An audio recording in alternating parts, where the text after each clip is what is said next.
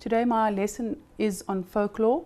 The last week and this week as well, we've been speaking about stories, and we've been focusing on legends, folklores and myths. It's a very enjoyable topic because children like to use the imagination, and it's an opportunity for them to be creative. Who can remember what type of legend did we read last week? How the gods were brothers and the... But what was the story called? Michaela? City of Atlantis. Good. There was another one we read in the book. Table Mountains, tablecloth. Good. Yes. I basically started the lesson with a folklore which they had to read in groups. With my preparation, I chose a folklore. I read through it, and there were words in there that could be difficult for the children. Before we start, there are words that I want to discuss with you. The first word is complimented. What does that mean? It means like if someone compliments you about something that you've done. Right, and then the next word I want you to explain to me is vain. It means when you become too proud of yourself. The next word is plotted. It means like planned. They need to understand the meaning of the word to be able to understand what they're reading. Right, we're going to start reading now. I want each group to read a paragraph. Remember, when you are reading, you need to project your voice. Why? And what I like to do is put them in groups with the strong reader and average readers, and then maybe one or two learners that struggle. So this group, several days later.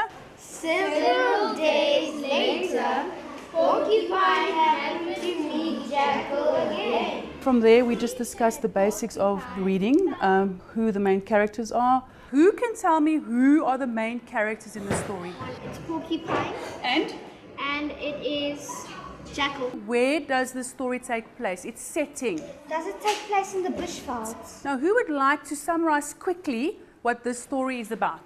It's important to break it down like that because children need to be taught what writing entails. Now, you will see that on your table there's a box. In the box there are things for you to help you write your story. Sometimes children need direction. You know, you can't always leave it open there for them because they don't know where to start. Now, those are going to be your characters for the story that you are going to write. There is also a plastic sleeve, and you will see that there is a fact about a character. Now, that character that is mentioned is going to be your main character in your story. So the main character, I gave them a fact sheet on that, so then they have an idea about the character, and if they want to, they can use that in their writing. The lifespan of the cricket is less than a year. You're not allowed to change your main character. And I've given you facts because you can use these facts in your story. I also put a setting in there. They can choose. I normally give them two options, and I give them a topic. And I've given you a setting. For the cricket, I've given the barnyard and the farm. So as a group, you can decide where your setting takes place. It's just for the children who need a bit of guidance and who need ideas. So this is what you're going to discuss now in your group. You've got your group leader, brainstorm, and then when you're ready, just put your hand up and I'll tell you what to do next. And then from there, they brainstorm as a group. They discuss what's going to happen. It can just be in the farm. So it doesn't have to be in the To make a lesson more creative or fun for a child, you can be creative. You take things from nature. In this case, I could have taken a twig and maybe a leaf and maybe an apple and put it into the box and drawn a main character. Get children to make things if you need to in the class for English. To be an effective teacher with children, we have to think like they would think. What touches their lives? What is in their world? It's very important as a teacher to put that effort in there because you see the results at the end. We as teachers, we need to give those children the opportunity to be creative and to inspire them to do more than what we are doing for them. The government books that were handed out to the schools, they have a section in there about myths and folklore and fables. And it's actually a very good book to use in your classroom. It's colorful, it has everything that you need to do with the children. So I would really recommend teachers to use that form of resource. Right, grade 5s, once you're happy with your story, you may go outside and practice. I'm going to give you about 10 to 15 minutes, and then you're going to come back, and then we're going to listen to the groups. This time I used role playing for them to act out what they had written. How the spider got its 8 legs.